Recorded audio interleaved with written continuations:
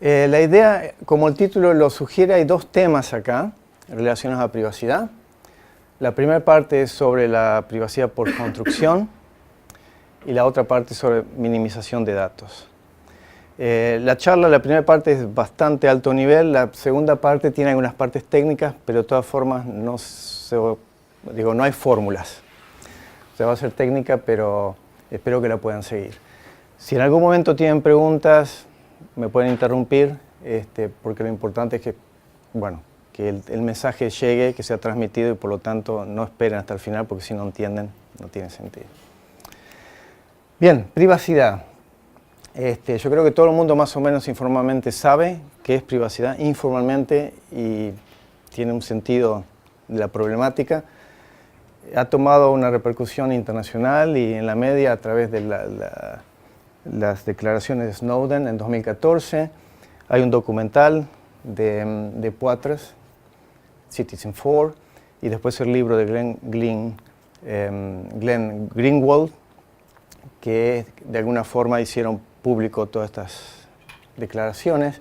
Y eso fue popularizado también por un filme de Oliver Stone, que se llama Snowden, que está muy bueno, de hecho.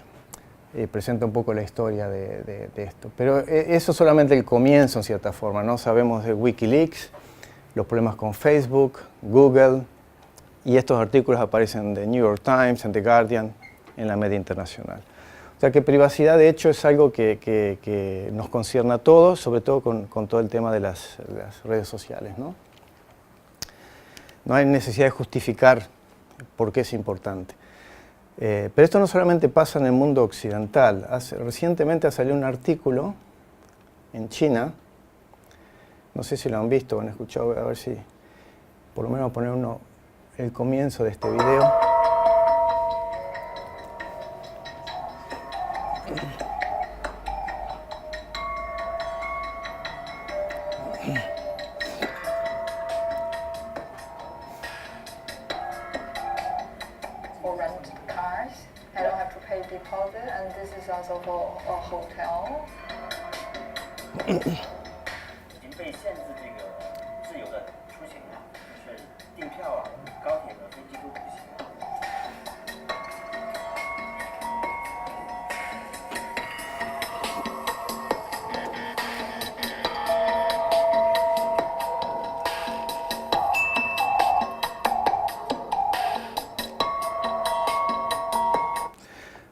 Esencialmente el mensaje, no sé si ustedes han visto la serie esta de Black Mirror. Bueno, Black Mirror parece da mucho miedo, pero está pasando. O sea, el hecho de tener un social score y que de alguna forma lo que uno haga, los créditos que uno pueda obtener, todo está basado en eso, en lo que la otra gente piensa de uno. Es bastante preocupante, ¿no? Bueno, no sé cuánto de esto es realmente verdad o propaganda o antipropaganda, pero si ustedes buscan en Google van a encontrar referencias a este tipo de actividades. Oh, perdón. Bien, ahora, cuando hablamos de privacidad hay dos conceptos que están en tensión. Una es la utilidad que uno tiene de los datos y la otra es la privacidad que uno quiere obtener. Y no se puede tener las dos cosas, hay que conseguir un trade-off. Y normalmente nosotros como usuarios lo que hacemos es, queremos algo, queremos un servicio y hay un montón ahí afuera que nos están ofreciendo ese servicio. Muchas compañías, apps nos ofrecen el servicio. Y es gratis. Obviamente, queremos algo, es gratis, estamos todos contentos sin ver que en letritas chiquititas ahí abajo no es necesariamente gratis, sino que estamos pagando sin saberlo con nuestros datos.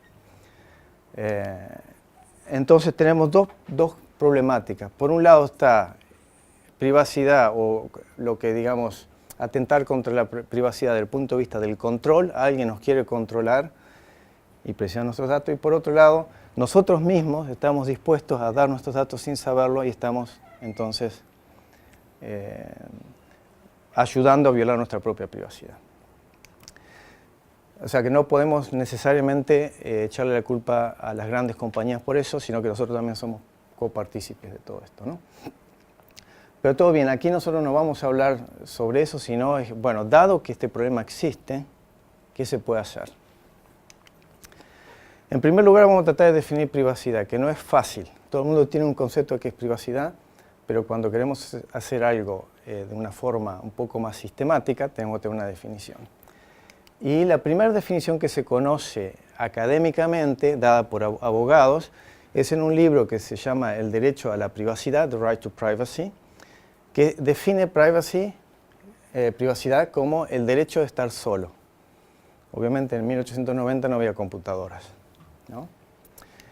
Un poco más tarde, bastante más tarde, se definió privacidad, también son académicos de derecho, de la línea legal, como lo que los individuos en las instituciones determinan sobre lo que quiere hacer con su propia información o sobre sí mismo. Bien, eso fue en el 67, 71, otra definición que salió, que no es una definición sino un problema. Bueno, de hecho es difícil definir qué es privacidad, no es tan simple ponerle nombre, ¿no? Es un concepto vago. Y uno de los investigadores desde el punto de vista de ciencias humanas, sociales o del derecho también más conocidos es Solov. Tiene muchos libros, tiene muchos artículos sobre privacidad y trató de dar una definición para incluir también la posibilidad no solamente de lo que uno quiere sobre su propia persona, yo físicamente o mi hogar, sino también todo lo que tenga que ver con la parte informática, los datos que se contienen sobre mí.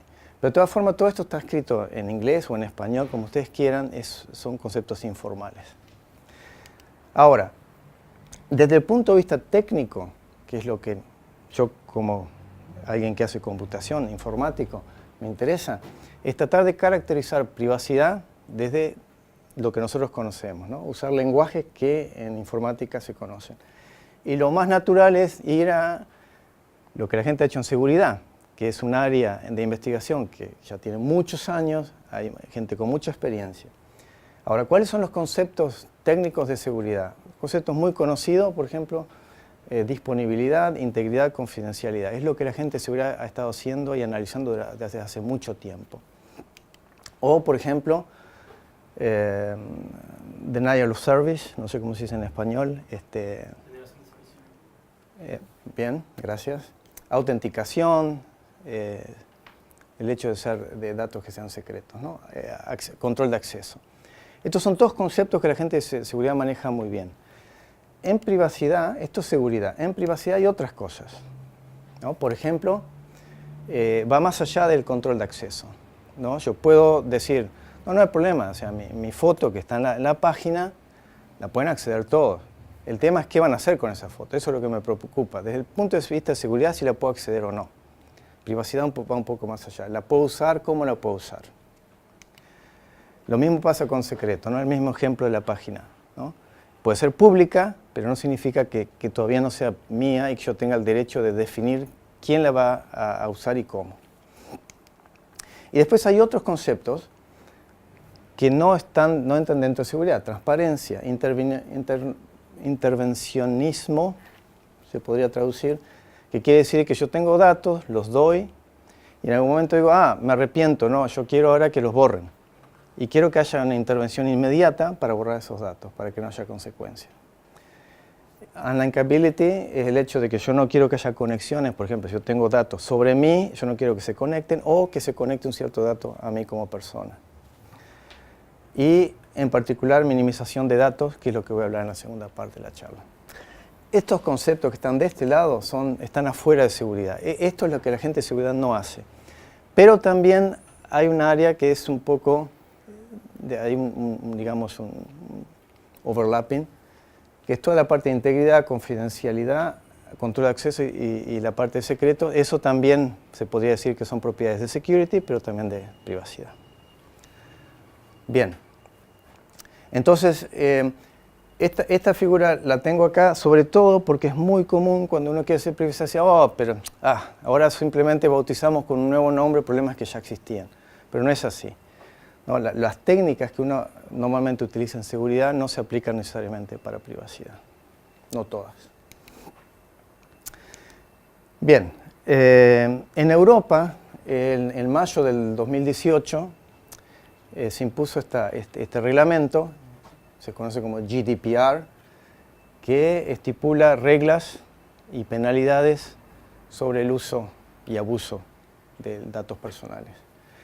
Entre otras cosas, dice que los datos personales tienen que ser adecuados, relevantes, se tienen que limitar al mínimo estrictamente necesario para el propósito para el que han sido coleccionados y para el cual van a ser procesados. ¿Ah? Eso si uno trata de extraer esto y explicarlo de una forma un poco más computacional, bueno, yo quiero saber qué es lo que debería coleccionar, requerir, porque tengo en mente que voy a hacer algún tipo de procesamiento, en este caso puede ser, los pongo en la máquina, voy a hacer algo, y tengo que tener en cuenta para qué lo voy a usar. ¿Los colecciono para qué? ¿Es para hacer estadísticas?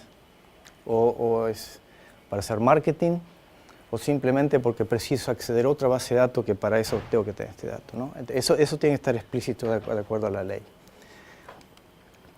Y obviamente, acá estoy tomando un párrafo, ¿no? O sea, el documento es bastante grande.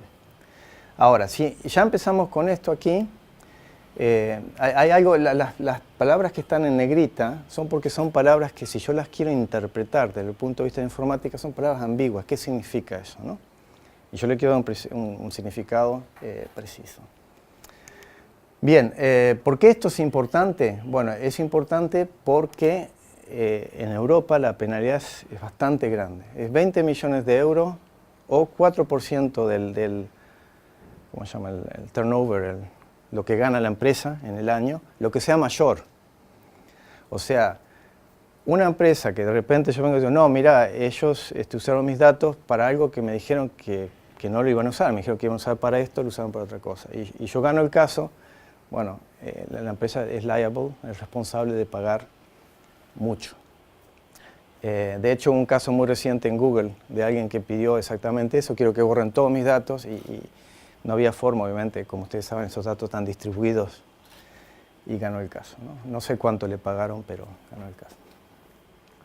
Bien, esto es un poco la justificación de alto nivel, por qué es importante privacidad en general y en particular, más aún ahora con este reglamento, que tengo entendido también existe en Uruguay algo similar.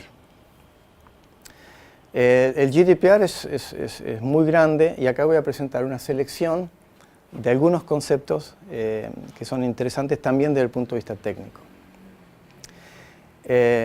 Existen 7 principios básicos, no los voy a traducir a todos, pero la idea es que minimización de datos es uno de ellos y la limitación del propósito. También la limitación de dónde guardarlo, cómo guardarlo, por cuánto tiempo. Obviamente integridad y confidencialidad, que como vimos también son conceptos de seguridad.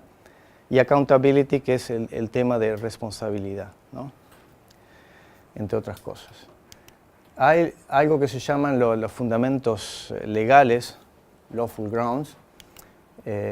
Hay 6 de ellos. Y en particular el consentimiento es importante. O sea, nada se puede hacer sin el consentimiento del sujeto que es dueño de los datos.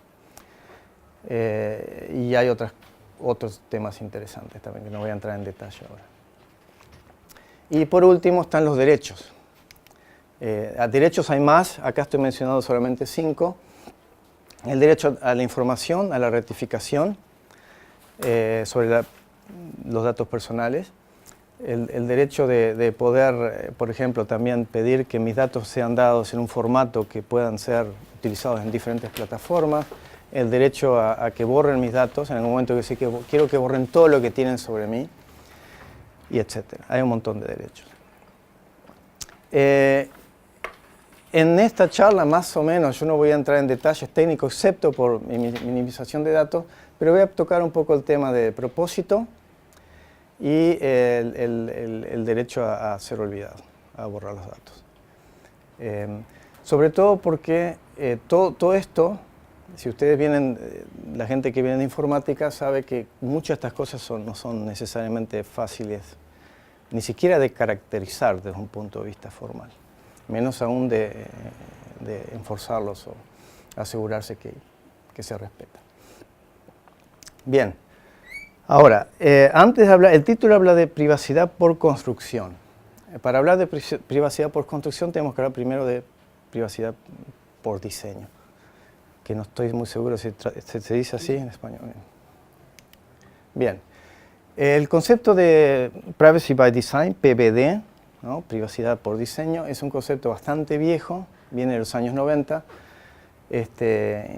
fue introducido por Anne Cavoukian, que fue, bueno, no estoy seguro cómo se traduce en español, el cargo que tenía en Ontario, en Canadá, era como si fuera, digamos que era representante por la privacidad o el manejo de datos ante el gobierno de Ontario. Y ella definió privacidad by design no solamente de un punto de vista técnico, sino más global. O sea, la idea es que, de alguna forma, el concepto de privacidad no solamente esté limitado a lo que se llaman en inglés como siglas PET, que es Privacy Enhancing Technology, o sea, dispositivos o mecanismos técnicos que permitan asegurar la preservación de privacidad, sino también a todo lo que tiene que ver con la organización, o sea, va más allá de lo técnico, ¿no? La idea de que los procesos que uno define, cómo circulan los documentos, quién tiene acceso a qué, no solamente computacionalmente. Y dio 7 principios fundamentales para Privacy by Design, que son estos 7 que están acá. El primero es que hay que ser proactivo y no reactivo, o sea, es mejor prevenir que curar. O sea, no es que esperemos hasta que haya un problema para resolverlo, sino hacerlo desde el principio. Privacidad tiene que ser el setting por defecto. Eso lo sabemos todo, que normalmente cuando uno entra en una red social hay ciertas cosas por defecto que si yo no las toco, eso es lo que vale. Y la idea acá es que ese setting por defecto debería ser lo que protege mi privacidad. Después, si yo quiero relajar eso, lo tendría que hacer explícitamente. La idea es que todo el proceso de diseño privacidad debería ser un concepto que uno hace desde el diseño, y esto va para la gente de ingeniería de software, que nosotros en la universidad hoy por hoy aprendemos a hacer diseño de cosas funcionales, ¿no? O sea, todas las técnicas que aprendemos están para hacer lo que el programa tiene que hacer, ¿no? Todo lo que es restricciones o constraints no funcionales, generalmente no las tenemos en cuenta. Se las tiene en cuenta a veces después. Esto incluye privacidad y seguridad, por ejemplo. Inclusive performance, ¿no? O sea, uno quiere decir, bueno, yo diseño un software para hacer esto. Y el resto vemos después. Bueno, de acuerdo a este principio, privacidad debería ser considerado en todo el diseño. La idea de funcionalidad total es que acá no tendríamos que hacer un trade-off. Por ejemplo, no es que porque hago security no voy a hacer privacy. No, la idea es que es una win-win situation. No debería ser porque hago esto no puedo hacer aquello. Es todo el ciclo completo, end-to-end security. Visibilidad y transparencia tiene que ver con que todos los procesos, todo lo que uno haga para poder garantizar privacidad, debería ser transparente. Yo podría en algún momento venir y decir, bueno, ¿dónde es que se chequean mis datos? Acá, en esta parte. Y por último, es que el poder se le tiene que dar al usuario. O sea, tiene que ser user-centric, como dicen, ¿no? Es el usuario que es en realidad el dueño de sus datos. Y estos son principios, como digo, que se han aplicado o se han tratado de aplicar. Por lo menos Cavoukian ha dado muchas conferencias, tiene Tech Talks, etcétera, tratando de empujar esto para que se haga desde el principio. Ella empezó en los 90, estamos en 2019 y todavía no hemos llegado ahí. Ahora, esto desde el punto de vista muy general, muy abstracto. Yo ahora lo que les voy a mostrar es un pequeño paso, es un trabajo que yo he hecho con colegas, desde el punto de vista de software, de diseño de software, de qué forma se podría incorporar algunos conceptos de privacidad en ese diseño. Y es en el uso de DFDs. DFDs son Data Flow Diagrams, son los diagramas con rectangulitos y globitos que representan cómo los datos fluyen en un sistema informático. ¿Cuál es la idea? La idea sería que entonces el arquitecto de software crearía esos diseños como lo hace hoy, pensando solamente en la parte funcional, que es lo que el programa tiene que hacer, y agregaría cierta información. Diría, ajá, este dato no hay problema, es público, esto es privado, y hay cierta información que yo quiero agregar a este dato privado, que ahora vamos a ver qué es. Automáticamente la idea sería usar algún tipo de un algoritmo, un programa, que me convierte eso, le agrega automáticamente todos los chequeos requeridos para ciertos conceptos de privacidad. O sea, transforma esos DFDs, que son diagramas, grafos, en otros donde se incluyen conceptos de privacidad. Y lo que me interesa a mí, esos conceptos de privacidad tienen que ver con qué. Bueno, tendrían que ver con el consentimiento del usuario, el propósito y el tiempo.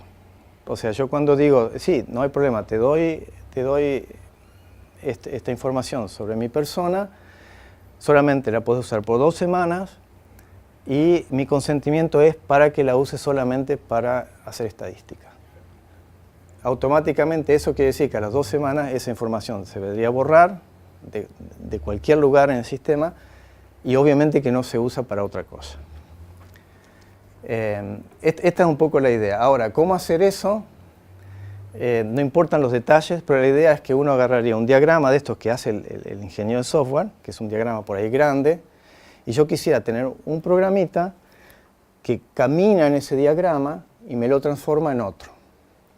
¿Cómo lo hago? Bueno, idealmente de forma composicional, porque como los diagramas esos son arbitrarios, yo no sé lo que yo necesito es que a mí me definan cada parte, y para cada parte yo digo, ajá, para un diagrama que tiene la forma de un cuadradito que es una entidad externa con esta flechita, que es donde van los datos, me lo transformas en este grafo. Entonces eso es lo que haría. El programa agarraría algo de esta forma y lo transforma acá. Después camina en el grafo y dice, esto está conectado con un globito de este estilo. Cuando vea ese globo lo transformas acá. Y mi algoritmo lo que debería hacer después es pegar estas dos cosas.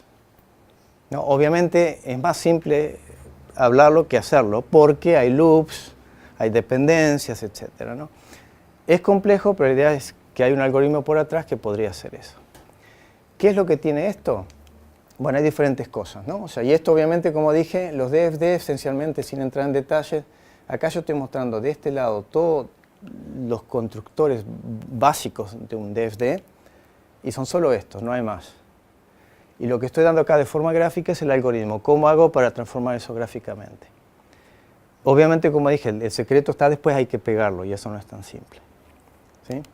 O sea, esencialmente, por ejemplo, yo agarraría algo así y diría, bueno, para explicar más o menos por arriba cómo funcionaría, esa entidad externa que simplemente hace un forward del dato, o sea, lo deja pasar, se transforma en algo más complejo porque yo automáticamente, para cada dato, voy a tener una política asociada. Esa política contendría lo que yo había dicho anteriormente, ¿no? O sea, el consentimiento para el propósito, por ejemplo, un propósito dado, que puede ser una lista enumerada, y el tiempo, por cuánto tiempo se puede usar.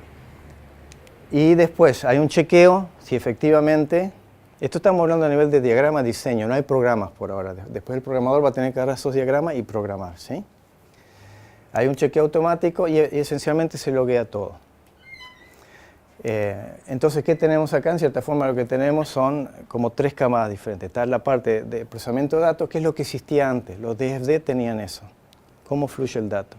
Se le agrega ahora una parte que es cómo administrar todas las políticas asociadas y la parte de responsabilidades que de alguna forma tienen que ver con el log. Obviamente acá yo no estoy hablando tampoco de cosas, alguien podría decir, pero si logueas todo no estás haciendo algo exactamente contra la privacidad porque estás teniendo una máquina todo. Sí, bueno, todo iría encriptado, etc., ¿no? Esos son detalles de implementación. A nivel de diseño, a mí lo que me interesa es que el programador, en vez de solamente mirar el DFD para hacer el programa, que ahora tenga todos estos chequeos automáticamente para que cuando programe no se le pase nada. Es un poco esa la idea. Y desde el punto de vista más técnico, el algoritmo que estamos usando es un algoritmo que tiene ese nombre complicado, CEDNNSE, que hace ese tipo de transformación de gramáticas. No vamos a entrar en detalles. Bien. Parece bastante, ¿no? Es un claim muy grande, ¿no? Y también decir que esto es privacy by design es también muy grande, porque privacy es mucho, o sea, es una palabra que engloba muchas cosas. En particular, esto que yo le estoy mostrando es muy específico para esas propiedades, ¿no?, que dije, o sea, que es la retención, el propósito y el consentimiento. Es lo único que chequearía esto. Hay mucho más que eso. Bien, esto es privacy by design. ¿Alguna pregunta aquí? O sea, esto simplemente a mí me dice, cuando vaya a diseñar mi sistema, ten en cuenta privacy. Si no lo tenés, no importa, te damos una herramienta que te ayuda, te generaría esos gráficos donde te metes esos chequeos. ¿Tá? Ahora, ¿qué es privacidad por construcción? En general, uno podría decir que correctness by construction, ¿no? O sea, correctitud por construcción, o lo que sea X por construcción, es el proceso de partir de una especificación de un conjunto de requerimientos y refinarlos paso a paso hasta una implementación donde cada uno de esos pasos se prueba correcto, o se prueba privado, o se prueba que respeta seguridad. Entonces, privacidad por construcción es eso. Agarraríamos el proceso de privacy by design y trataremos de ver, ¿es posible cuando yo tengo esos PVDs, esos DFDs que le mostré, y le aplico, lo meto en una máquina y de repente me sale un programa que me dice, mira, acá este programa te satisface esta propiedad? ¿Es posible o no? Esa es la pregunta. Si es posible hacer esto. ¿No? O sea, automatizar el proceso de privacy by design, esencialmente. Si tomamos el ejemplo que yo les di, así como está no es, porque aquí llegamos solamente a la parte de diseño, no hay código. Lo que habría que agregar es, de alguna forma, la posibilidad de obtener un template, ¿no?, de esos diagramas, y decir, bueno, dame algo que se parece a un programa completo en Java, pero no, hay partes que no están completas. Pero tiene toda la estructura, ¿no? Me dice acá hay un if, y hay un chequeo que es algo que chequea si satisface el propósito o no. Y eso el programador lo va a tener que implementar. Pero dame ese template y después dame, por ejemplo, un conjunto de librerías que me ayudan también ya a llenar un poquito ese template. No, hay ciertos chequeos que son estándar, ¿no? El chequeo, si yo doy un intervalo de tiempo, no sería muy difícil hacer que ese template sea un poco más preciso, ¿no? Generalmente uno resetearía un timeout y después haría un chequeo de que ese timeout no expiró, por ejemplo. Cada vez que uno va a guardar un dato, lo primero que tiene que hacer es chequear que lo puede guardar y que el timeout todavía es válido, ¿no? Ese tipo de cosas. O sea que es posible hacerlo, es algo que estamos trabajando en eso por ahora, pero de todas formas, de vuelta, acá una vez el código que va a estar siendo ejecutado, siempre hay un proceso manual que habría que probarlo a mano, ¿no? No se puede garantizar todo automáticamente. Bien. Entonces, la pregunta si es posible hacer privacidad por construcción, la respuesta es no, en general, y es no por diferentes razones. Una razón es porque hay ya problemas inherentes a la privacidad por diseño, independientemente de otras cosas. Hay un reporte, de hecho, muy interesante de un grupo de gente, de investigadores en privacidad en Europa, de 2015, que vale la pena leer, y menciona, entre otras cosas, las siguientes limitaciones. Una es que no es composicional. O sea, yo tengo un sistema muy grande, hago algo privacidad a esta parte, algo de esta parte, después los pongo juntos, no quiere decir que van a respetar la misma propiedad que yo localmente probé, por ejemplo, que se satisface. Ese es un problema grande. No hay un concepto de métrica, o sea, tampoco privacidad no es algo que se satisface o no. A veces uno quiere más o menos privacidad. No existe hoy por hoy un concepto de métrica de privacidad. Como mencioné al principio, y esto es algo fundamental también, que es imposible, no sé, si yo quiero usar los datos, y preciso el dato en sí, el número concreto, y bueno, por ahí tengo que decir, bueno, te tengo que dar el número, no puedo hacer otra cosa. Hay un trade-off. Por ejemplo, una técnica que se usa mucho para, ¿cómo se dice? Hacer queries, ¿no?, de base de datos es differential privacy. Esa es una técnica que agrega ruido a los datos. y garantiza una forma estadística que el resultado que uno obtiene está dentro de una cierta distribución de probabilidad, o sea que es bastante utilizable y es privado. Pero todo eso depende, muchas veces depende qué tipo de datos, el tamaño de la base de datos, etc. O sea, desde el punto de vista estadístico y matemático funciona, pero a veces digamos, la utilidad de eso pasa a ser bastante, digamos, contestable. Y no hay metodologías de diseño. Lo que yo les presenté hoy es un pequeño paso, esta idea de agarrar los DFD, pero existen un par de artículos científicos que presentan un poco algunas ideas de metodologías, pero nada hasta ahora que sea aplicable o utilizable. Bien, eso es por un lado, o sea, son cosas que son, digamos, problemas inherentes a Privacy by Design. Después hay otras cosas, estamos hablando de código, o sea, todo esto se traduce al final a un programa que va a ser ejecutado en una o más máquinas. Y ahí tenemos todas las limitaciones que tenemos en lenguaje de programación, en análisis o síntesis de programas. O sea, el primer concepto es, bueno, ahora yo tengo un concepto de propósito, ¿cómo lo represento en la máquina, ¿no? Tengo la idea de poder determinar si mi dato va o no va a donde no debería ir, ¿no? Eso es algo que la gente de seguridad hace años que está tratando de resolver y no lo han resuelto todavía. Lo mismo pasa con el tiempo, eso es un concepto que también algo que se llama Information Erasure en Security y que también hay artículos científicos, hay soluciones que no funcionan para el caso general. La idea de quién accede o no es también control de acceso. Minimización de datos es bastante complicado. Hay dos partes. Una parte es la parte de los datos al momento cuando yo los colecciono o requiero. Y lo otro es cómo proceso el dato. El de coleccionar los datos es un poquito más simple. El de procesar los datos, de vuelta caemos en todos los problemas que la gente ha tenido de seguridad desde hace 30 o más años. Hay que mirar el programa, hay que saber cómo se procesan esos datos, hay que hacer un seguimiento. Cada vez que se computa algo hay que tratar de entender, okay, hay un leak de información acá o no, cuando se graba, cuando se manda, etc.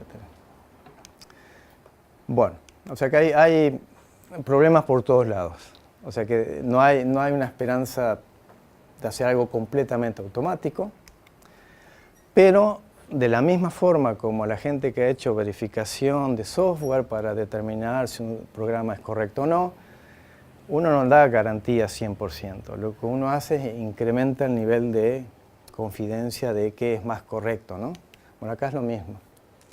Yo creo que acá podemos hacer lo mismo, podemos tratar de dar técnicas y usar cosas que nos permitan aumentar nuestra confidencia de que estamos usando los datos de forma más privada.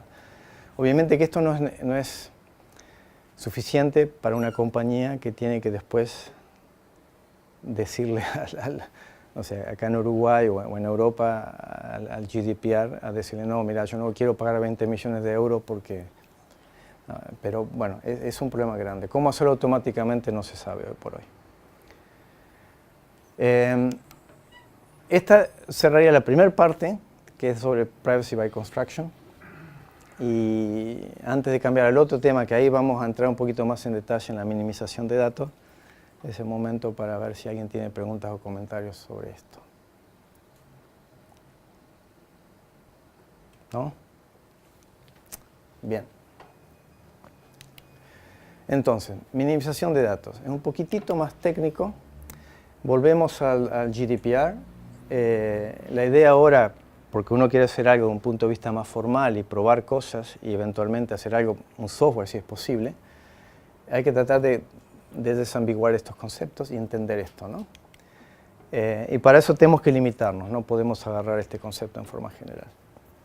Y la primera limitación o abstracción que hacemos es considerar que tenemos un programa que recibe entradas y da salidas, ¿no? Obviamente en ese programa adentro pueden pasar muchas cosas. Hay concurrencia, hay comunicación con otros procesos, etc., ¿no? Hay efectos colaterales. Las entradas pueden ser, no solamente vienen de una fuente, sino vienen de fuentes diferentes, a tiempos diferentes, son independientes o no. pueden ser dependientes. Y lo que nosotros queremos hacer es empezar con un formalismo básico que se pueda extender. Entonces tenemos que hacer una abstracción y no nos vamos a preocupar de la parte de lo que pasa dentro del programa. Acuérdense que la minimización de datos, digamos, se puede dividir en dos partes: coleccionar datos y después probar que son o no para el propósito, y para eso habría que mirar dentro del programa. Nos vamos a abstraer de esto, vamos a considerar que esto es una caja negra y solamente vamos a mirar la colección de datos, entrada-salida. ¿Sí? Entonces, para hacer eso primero hay que dar definiciones un poquito más formales y ver qué es lo que puedo hacer yo de forma estática. ¿Puedo hacer algo? Digamos que de alguna forma tengo acceso al programa. Si tuviera acceso al programa, ¿qué puedo hacer? Yo veo las entradas y las salidas y tengo acceso al programa. ¿Puedo de alguna forma, una vez definido qué significa minimización de datos, puedo decir sí o no este programa satisface el principio de minimización de datos? Y si no puedo hacerlo estáticamente, ¿puedo hacer algo por lo menos al runtime? Esas son las dos partes en las que voy a continuar ahora. Bueno, entonces primero hay que definir qué significa minimización de datos. Para eso tomamos la descripción informal en inglés y para hacer una abstracción decimos que lo que hace el programa es el propósito. ¿Tá? Es una abstracción bastante burda, pero bueno, no simplifica la vida por el momento. Un ejemplo muy simple, un programita que simplemente pide el sueldo y determina si uno tiene derecho o no a un cierto beneficio, y eso está determinado si uno gana más o menos de 10.000. ¿Sí? Muy simple el programa. Digamos que yo no conozco el programa, pero veo las entradas y la salida. Veo que cuando la entrada es 12.000 me dice falso, cuando es 5.000 me dice verdadero, cuando dicen 90.000 me dice falso. Eso es lo que yo puedo observar, ¿no? Digamos que no tengo acceso al programa. Y la idea ahora es, yo diría, bueno, desde el punto de vista de mi definición intuitiva de minimización de datos, ¿es este programa mínimo o no? ¿No? O sea, ¿preciso realmente pedirle al usuario el sueldo? O sea, la respuesta intuitiva es que no. Obviamente porque lo único que hay que saber es si ganas más o menos de 10.000. ¿No? Entonces, un poco esa es la intuición que nos guía ahora a dar definiciones. Ahora, también los programas, como habíamos dicho, si empezamos a pensar que tienen, ¿no?, que graban y que leen y que se conectan con otros programas, eso nos complica la vida. Vamos a simplificar, lo vemos como un programa determinístico que da entrada y tiene salida. Otra cosa es que, digamos que yo no quiero, si posible, no quisiera tocar el programa.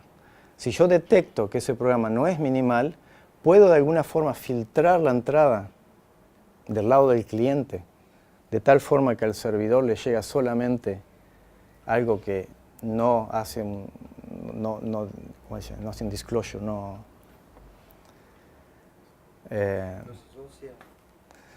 hace ninguna, no muestra mi valor verdadero, sino que lo filtra. Bien, ahora, y acá es donde viene un poco la parte técnica. Para la gente que conoce seguridad, si no, los otros simplemente abran paréntesis y lo cierran después. La idea es que este concepto que nosotros queremos caracterizar de forma un poco formal está muy relacionado a algo que se ha hecho hace muchos años, que es el concepto que se llama de dependencia fuerte, y que simplemente, intuitivamente significa que cualquier variación en la entrada se debería reflejar en la salida. Entonces, si es así, yo digo que la salida depende fuertemente de la entrada. ¿Por qué? Porque modificando algunas, no todas, algunas modificaciones en la entrada me modifican la salida. Y eso, a su vez, ese concepto dio lugar a la base de lo que se llama hoy Language Based Security, que es un área muy grande de investigación en seguridad, cuyo concepto fundamental es el concepto de no interferencia, que justamente es una variación de esta definición. Que yo lo que quiero es poder mostrar una ausencia de, ¿no? Yo voy a un dato y quiero mostrar que hay una ausencia de relación entre ciertos datos secretos, que yo no quiero que se sepa, y la salida. Vamos a volver más tarde a esta definición. Por ahora lo que importa es que de alguna forma, desde el punto de vista lógico, digamos, las entradas, en este tipo de definiciones, las entradas son suficientes para computar la salida. el concepto de minimización de datos es una condición necesaria y suficiente. ¿Por qué? Porque yo quiero dar exactamente lo que preciso para el propósito, ¿no? Ni más ni menos. ¿Ah? Si doy menos, y bueno, no puedo computar lo que quiero computar. Y si doy más, estoy estoy invadiendo privacidad. Entonces, desde el punto de vista matemático, uno enseguida se da cuenta y dice, si yo ahora agarro ese concepto, lo escribo como una fórmula lógica y esto era una condición suficiente, ahora tengo una condición necesaria y suficiente. Y eso es un poco lo que hicimos nosotros. Y definimos una definición de dependencia total, que es cualquier variación de la entrada afecta a la salida. Si eso sucede, yo digo que esa salida es totalmente dependiente de la entrada. ¿Tá? De vuelta, no importa si ustedes entienden los detalles, pero es la intuición que es importante acá, ¿no? Bien. Entonces, ahí podemos dar una definición más formal de lo que es minimización de datos. Es simplemente que la salida es totalmente dependiente de la entrada. Y distinguimos dos casos. El caso simple es cuando tengo solo una entrada, que es lo que llamamos monolítico. ¿Y por qué simple? Porque esto, para la gente que ha hecho ciencia de la computación y está acostumbrado a escribir especificaciones o ha hecho matemática, es simplemente inyectividad. Quiere decir, yo no puedo tener dos entradas que son diferentes, dos valores diferentes que me dan la misma salida. Yo quiero evitar eso. Si tengo eso, estoy pidiendo más de lo que requiero. ¿Entienden? ¿Sí? O sea, cuando yo miro la salida, miro la entrada, la primera que miro está todo bien. La segunda, si me da la misma salida que la anterior, no, pero en realidad no precisaba, hubiera copiado el valor anterior y se lo daba. ¿Ah? Entonces, desde el punto de vista, para esa variante monolítica es muy simple, es algo que ya existe, no hay ciencia. Los problemas vienen con la parte distribuida, es mucho más complicado. Pero para entender un poco el concepto, en el programa que yo había mostrado anteriormente, que claramente no era minimal, es muy fácil ver que no es inyectiva porque los valores rojos de alguna forma están en la misma clase de equivalencia porque todos me dan la misma salida. Todos los rojos me dan falso. Entonces estoy pidiendo más de lo que debería. Bien. Ahora, uno lo que quisiera, como yo dije, es yo no quiero tocar el programa. El programa, digamos, yo no tengo acceso. Y lo que yo quisiera es ponerle un preprocesador que me filtre las entradas. Para el caso que acabo de nombrar es muy fácil, de vuelta intuitivamente. ¿Por qué? Porque ese preprocesador lo que haría sería tratar de agarrar el valor de entrada original, ¿no? El 12.000, y da un valor arbitrario, fijo, 100.000. ¿Ah? Y ese 100.000 es el que le pasa al servidor, que es el programa que supuestamente está queriendo aprender algo de mis datos, ¿no? Paso y le digo falso. Ahora dice 5.000. De vuelta, da un valor arbitrario, 1.000. ¿Ah? Y el servidor dice, verdadero. Cuando ahora le doy 90.000, mi procesador me va a dar el mismo valor de antes, 100.000. ¿Ah? Entonces lo que estoy haciendo ahora es que el SM, que es M porque es minimizer, estaría del lado del cliente protegido, haría ese filtrado, y del lado del servidor, que por ahora lo podemos ver como el malo de la película, recibe siempre o 100.000 o 1.000, 100.000 o 1.000, y no tiene forma de adivinar el valor original. De vuelta, es bastante trivial, y también si yo quiero sintetizar ese minimizador, es muy simple. En este caso prácticamente es una copia del programa. No siempre es así. Este es un caso muy simple, y en este caso el minimizador es exactamente el programa que yo tenía con la posibilidad de generarme un valor arbitrario fijo en el rango de salida que tengo. ¿Bien? Entonces tenemos, estas son propiedades algebraicas que uno quiere que satisfaga, que el minimizador no puede minimizar más, o sea que si agrego otro minimizador no me agrega nada, y también que no cambia la funcionalidad del programa. O sea, de vuelta, aquí estamos que si yo puedo hacer siempre privado, agarrando un dato y tirándolo y dando 0, pero no me sirve para nada, ¿no? O sea, yo quiero preservar la funcionalidad. Bien, desde el punto de vista matemático, para los que conocen, lo que estoy calculando acá es lo que se llama el kernel de la función, pero no es muy importante. Y hay propiedades que tiene entonces, y siempre podemos obtener ese minimizador para el caso monolítico, etc. O sea, esas son cosas que nosotros como investigadores siempre nos gusta. Hay que tener teoremas, si no, no podemos meter en un artículo. Bien, ¿qué pasa ahora cuando tenemos más de una entrada? El primer problema que tenemos ahora es qué significa minimización de datos. Acuérdense que por ahora nosotros no tenemos una definición. O sea, está el GDPR, está lo que la gente habla y uno busca en la literatura y dice, no hay nada, tenemos que inventarlo nosotros. ¿Qué significa esto? Y bueno, uno viene siempre con una primera hipótesis. Esto significa que si yo agarro estas entradas como si fuera un vector, o sea, tengo, por ejemplo, 2 entradas, y digo que empiezo a jugar con los valores posibles que le puedo dar a esos vectores. Y trato de ver que cuando juego con eso, obtengo lo mismo o no. ¿Y cuáles son las combinaciones que son buenas y que son malas? Bueno, hay que empezar a jugar un poquito y ver si cierro o no. Entonces dijimos, vamos a agarrar algunas de las funciones clásicas. Agarremos esas funciones lógicas que solamente tienen 2 valores, que son muy simples porque el dominio es verdadero o falso. No tenemos que estar empezando en números infinitos, etc. Y empecemos con algo muy simple. Por ejemplo, la función el OR exclusivo. Ok, ¿qué pasa?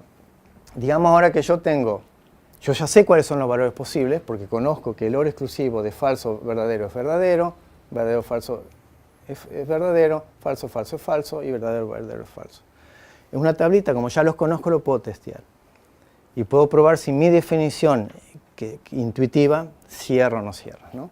Entonces uno diría, bueno, tomo por ejemplo el caso de un XOR entre falso, falso y verdadero, falso. Ahora lo que yo estoy haciendo es, fijo un valor, en este caso el segundo parámetro, y digo, vamos a fijar que esto es falso, y juego con las variaciones del otro. Entonces, trato de que sean diferentes, ¿no? El primer parámetro, uno es falso, el otro es verdadero. ¿Me da lo mismo? No, me da diferente. ¿Tá? El primero me va a dar falso y el segundo me da verdadero, o sea, el output es diferente. Hago todas las combinaciones posibles, de vuelta. Fijo ahora el segundo parámetro a verdadero y varío el primero. Ahora hago lo mismo con el primer parámetro. Fijo el primero a los 2 valores posibles y varío el otro. Y veo que, efectivamente, me da algo diferente. Intuitivamente, ¿por qué estoy haciendo esto? Acuérdense que si me diera el mismo valor de salida, de alguna forma, para valores de entrada diferentes, entonces yo sospecharía que estoy pidiendo más de lo que quiero. Entonces, basado un poco jugando con programitas de ese estilo, uno viene con alguna definición y al mismo tiempo trata uno de comparar, ok, eso captura, qué relación tiene con la definición que había dado monolítica, etc. Y una cosa que está claro es que este programa, por ejemplo, no es monolítico, minimal, porque tengo un ejemplo aquí, para 2 valores diferentes de entrada, o sea, doy falso, falso y verdadero, verdadero, me dan el mismo valor de salida. Entonces, si yo hubiera usado la definición anterior, este no sería monolítico, minimal. Pero con esta definición, de alguna forma, sí. Lo cual tiene sentido, ¿no? O sea, yo ahora estoy asumiendo que esas entradas son independientes. Yo no sé qué relación tienen, entonces no puedo simplemente extender mi definición anterior. Por ahora todo bien. Esa fue la primera definición que dimos. Y nos dimos cuenta que era demasiado fuerte todavía. ¿Por qué? Porque cuando seguimos jugando con otras funciones, otra función clásica, el lógico, nos dimos cuenta que no satisface esa propiedad. Entonces dijimos, bueno, pero podríamos hacer que satisfaga alguna noción de minimalidad. ¿Cuál es la noción correcta de minimalidad en este caso? Bueno, primero, antes que nada, la idea es que acá no es distributed minimal porque acá tenemos un caso donde tenemos una variación en el primer parámetro, pero nos da el mismo resultado. Entonces la definición que tenemos anterior funciona en algunos casos, pero es demasiado fuerte, queremos algo más débil. Y vinimos con la primera definición que la llamamos entonces minimalidad distribuida fuerte, y después tenemos una variante que es distribuida débil. De vuelta, no importa mucho la parte técnica, pero lo importante es que aquí es que si hay en una variante, cuando muevo me da algo igual, violaría esa definición, mientras que acá tiene que existir por lo menos una combinación, no sé cuál, que me dé algo que es diferente. O sea, obviamente esta noción que es más débil es también más difícil de chequear, porque tendría que, cuando voy viendo, si yo estuviera viendo las entradas y salidas, debería poder calcular todas las salidas posibles para ver si existe por lo menos una combinación que me dé una salida diferente. ¿Ah? Bien, estos uno prueba, entonces juega un poco con esto, prueba ciertos teoremas y tenemos ahora tenemos las definiciones a nivel del lenguaje de programación. Cuando uno da este tipo de charla y hay gente de seguridad en la sala, la primera pregunta es, pero ¿cuál es el atacante? ¿No? La gente de seguridad siempre quiere el modelo del atacante. En este caso asumimos que el atacante sabe todo lo que sabe, tiene acceso al programa, o sea, es muy poderoso. Esencialmente puede copiar el programa, desviar las entradas y comparar. O sea, esencialmente realmente tiene acceso al programa, ¿no? Lo cual es todo. Y la idea es que efectivamente si el minimizador está fuera del alcance del atacante, está en el cliente, el atacante no puede aprender más que lo que aprendería. O sea que es bastante, desde ese punto de vista, tenemos una prueba de que es seguro de acuerdo a esta propiedad. Desde el punto de vista práctico, todo esto está muy bien, es matemáticas, teórico, definiciones. ¿Podemos hacer algo con esto? Intentamos, la idea es que hay una implementación, la idea es ahora decir, bueno, digamos que tenemos acceso al programa, tengo el programa fuente, puede ser en Java, y puedo poner anotaciones. Puedo ponerle pre-postcondiciones, poner ciertos invariantes, o sea, anoto el programa con cosas que yo preciso. Se lo doy a un software que lo que hace, me hace un árbol de ejecución que se llama simbólica, o sea, agarra el programa, lo transforma en algo que me dice simbólicamente cómo se podría, todas las formas posibles de ejecución de este programa. Obviamente simbólico, ¿por qué? Porque si fueran todas, puede ser infinita, el árbol de ejecución es infinito. Pero acá caracteriza las formas de ejecución de una forma que se puede dibujar. Y a eso se lo damos a un solver, a algo que dice, ahora, ¿qué voy a hacer? Acá tengo una fórmula, digamos, que me dice que esta salida acá depende de las entradas de tal forma. Es una forma en una lógica, ¿no? ¿Por qué? Porque cuando uno entra el dato, entra X. En un momento dice, si X es mayor que 5, entonces hacer tal cosa. Si X no es mayor que 5, hacer tal cosa, ¿no? Y hay un montón de esas condiciones y hay ciclos. Todo eso de alguna forma, mágicamente, de alguna forma yo lo que tengo es una fórmula acá abajo que me caracteriza cómo depende la salida de la entrada. No tengo una, tengo un montón. Para cada posible ejecución simbólica tengo una de esas fórmulas. ¿Qué hago con eso? Se las tiro a un solver de este, que en general puede, a veces no, porque si la fórmula es muy grande, si tiene ciertas cosas, cuantificadores, etc., me dice que no pudo hacer nada, pero muchas veces sí lo puede resolver. ¿Cuándo lo puede resolver? Bueno, depende mucho también cuántas anotaciones le doy. Si le doy un programa así, le doy el programa sin anotación, aprieto el botón y se le da un solver, no va a dar absolutamente nada. O sea, tengo que hacer un trabajo manual bastante grande. La idea es que en un mundo ideal, con todas las actuaciones correctas, me obtendría esas equivalencias. Me diría, mira, todas estas entradas, cuando X es menor que 5 y Y está entre 27 y 48, esta clase de datos te da la salida 5. Para otros te da la salida 4, no sé. Entonces, eso me lo construye y de esa forma yo podría obtener un elemento representativo para cada clase y de alguna forma generar automáticamente ese minimizador que yo puse al principio. Todo esto es posible hacerlo siempre, como digo, módulo que yo les dé toda esta información y haga mucho trabajo manual. Es imposible hacer esto automáticamente. Y después lo aplicamos a, obviamente, casos de estudio pequeños, porque obviamente las fórmulas que se obtienen son enormes, hay un problema de escalabilidad muy grande, ¿no? O sea, hay limitaciones, es un primer paso, es algo que se podría explotar, Pero acá estamos teniendo todas las limitaciones que la gente que hace análisis de programas tiene y tenía desde hace 50 o más años. No estamos resolviendo un problema complicado. Matemáticamente o más en teoría de la computabilidad, este problema es indecidible, entonces no existe un algoritmo que me pueda dar una respuesta sí o no de forma automática. Lo cual también abre posibilidades de hacer aproximaciones, etc. Uno quiere mejorar siempre esto. Bien. O sea, lo que hemos dado hasta ahora, lo que yo les he presentado en esta primera parte de la minimización de datos es definiciones de lo que significa de una forma basada en lenguajes y dar criterios de cuándo uno puede o no puede obtener y un procedimiento que a veces funciona, a veces no, módulo el trabajo manual que uno tiene que hacer. Eso es lo que se puede hacer estáticamente. Yo hasta ahora no corrí el programa, no ejecuté el programa para nada. ¿Sí? Pero ya sabemos que hay un montón de limitaciones y son cosas que no se puede hacer. O sea, ahí estamos trancados, ¿no? Bien. ¿Alguna pregunta o comentario sobre esta primera parte? Ahora lo que yo voy a hacer en la segunda parte es tratar de explicarle qué es lo que podemos hacer desde el punto de vista cuando ejecuto el programa. 5 minutos. Voy rápido entonces. Acá voy a tener que saltearme varias cosas. Bien, ¿por qué queremos monitorear? Porque ya dije, porque no podemos hacer mucho estáticamente. ¿Tá?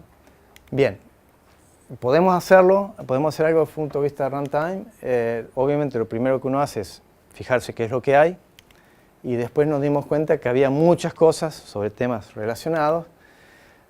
Algo que se llama como HyperLTL, que es una lógica que permite razonar sobre propiedades de este estilo. Y hay resultados ya teóricos, qué es lo que se puede hacer, qué es lo que no se puede hacer. ¿Bien? Entonces, ¿qué es lo que significa? ¿Qué implicación tiene?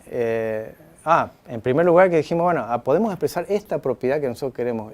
¿Entra en ese fragmento? No, sí. Muy bien, entra en ese HyperLTL, sea lo que sea. Bueno, entonces ya está hecho. Si yo escribo algo en esta fórmula y hay gente que ya estudió qué hace con esa fórmula, bueno. El problema es que esos algoritmos que hay ahí son para HyperLTL en general. O sea, una lógica engloba, o sea, generalmente uno viene con procedimientos que dice, dame una fórmula arbitraria de esta lógica y yo te digo sí o no si puedo hacer tal cosa. Y nosotros lo que tenemos acá es una propiedad muy específica. Entonces, de alguna forma teníamos la esperanza que efectivamente podemos hacer algo para esta propiedad mejor, ¿no? Acá hay un formalismo, pero no importa. La forma es que, en cierta forma, este HyperLTL lo que hace es cuantifica sobre las posibles ejecuciones del programa y permite hablar de relaciones entre entrada y salidas, por ejemplo, ¿no? O sea, cada vez que veo la entrada es diferente, veo dos ejecuciones. Si la entrada es diferente, debería darme la salida diferente. Eso es lo que intuitivamente ya les había explicado antes, ¿no? Bien, entonces lo que nosotros hicimos es decir, bueno, esta propiedad que nosotros tenemos entra en realidad en esta lógica, pero es un fragmento. Tiene una forma muy particular, tiene esa forma que está ahí. Entonces dijimos, vamos a restringir la lógica y vamos a ver si podemos hacer algo mejor. Definimos estas nociones y tenemos otras cosas que son muy particulares. Esas lógicas generalmente toman ejecuciones que pueden ser infinitas y pueden tener un número infinito de ejecuciones. Nosotros acá las ejecuciones nuestras son input-output, son de tamaño 1. Y en realidad el orden de las trazas no importa, o sea, las ejecuciones no importan porque no hay dependencia. Entonces estamos de vuelta en un setting muy particular. Bien, o sea que si queremos monitorear este tipo de propiedad debería ser más simple que en el caso general. La idea de vuelta es inclusive decir, pero como tiene esta forma, lo que podríamos hacer es considerar que en realidad en vez de tener un montón de ejecuciones, como si pusiéramos el programa en un loop, y lo que generamos es una traza, una ejecución única. Eso por simplificar. Esto voy a saltear porque simplemente es esta idea de reducirlo a una traza única es un detalle técnico, no es muy importante. ¿Cuál es ese monitor entonces? El monitor es muy simple. Lee la entrada, observa la salida y lo registra en una tablita. ¿Tá? Eso es lo que hace. Lee otra entrada, observa la salida, lo registra en la tabla y después chequea si es OK. ¿Ah? Mientras sea OK, sigue. En algún momento no es OK, hay una violación. Obviamente que toda la inteligencia está en el OK. El monitor, así como está, es un programita muy simple, ¿no? Observo, grabo, hago un loop, grabo. ¿Qué es ese OK? En el caso de minimización es chequear esa idea de inyectividad, ¿no? O sea, yo lo que haría es observo 1200, me da falso, observo 5000, me da verdadero, ¿sí? Observo 90.000, me da verdadero, y ahí me dice, acabaste de encontrar una ejecución, miro hacia atrás y veo otra ejecución con la misma salida y con una diferente entrada. O sea, es muy simple para este caso. La idea es que ese mismo monitor y ese OK se puede escribir también para las otras propiedades. No les voy a dar los detalles acá, pero se puede hacer. Y esa es la idea, que podemos monitorear también ese tipo de propiedad. La strong data minimality. Es todo esto, bueno, sería muy simple, no me decía, al final es tan trivial que vale la pena esto. Bueno, el tema es que ese mismo monitor, esa fórmula que tenemos nosotros, es una fórmula que tiene una forma general que captura otras propiedades interesantes de seguridad. Las voy a nombrar y voy a pasar rápido la definición porque no tengo tiempo. Pero, por ejemplo, con la misma técnica y el mismo fragmento de esta lógica que yo les mencioné, se pueden capturar entre otras cosas, no interferencia, integridad, algo que se llama software doping y muchas otras propiedades que tienen exactamente la misma forma. O sea, acá el valor está que hemos resuelto un problema para minimización de datos, pero que se puede extrapolar. Voy a pasar, estas son las definiciones de la lógica para mostrar que tienen la misma, pero no es muy importante. Bien, ahora el tema de todo esto es que justamente ahora el monitor lo tenemos, es como si fuera un template, y lo que hay que hacer es ponerle ese OK. Y el OK esencialmente es tomar, o sea, si uno tiene la definición de esas propiedades en esa lógica, toma eso que es un predicado y simplemente lo mete en el programa. Es un monitor parametrizado. Le paso la propiedad y ya tengo el monitor para esa propiedad. Lo cual está bastante bien, es interesante. Una cosa para la gente que, creo que no hay nadie acá, pero por las dudas, la gente que viene de la comunidad de Runtime Verification generalmente está acostumbrada a extraer el monitor automáticamente de la fórmula. Eso no lo hacemos nosotros acá, sino lo que tenemos es el monitor parametrizado. Y otra cosa importante es que el monitor no depende del tamaño de la fórmula, lo cual es bueno porque el monitor es un programa que se ejecuta en cierta forma en paralelo.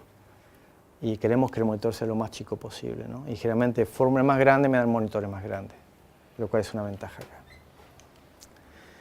Bien,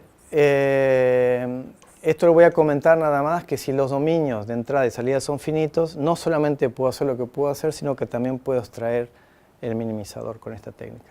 Lo cual está bien porque no preciso mirar el programa, solamente con observar entrada y salida, ejecutaría de forma offline mi monitor, todas las entradas posibles, miro la salida y automáticamente podría sintetizar el minimizador. Bien, para terminar entonces, tenemos esta idea de monitor parametrizado, además de toda la parte teórica, que nos permitiría entonces, para esa propiedad de minimalidad monolítica y la minimalidad fuerte, poder monitorizarla.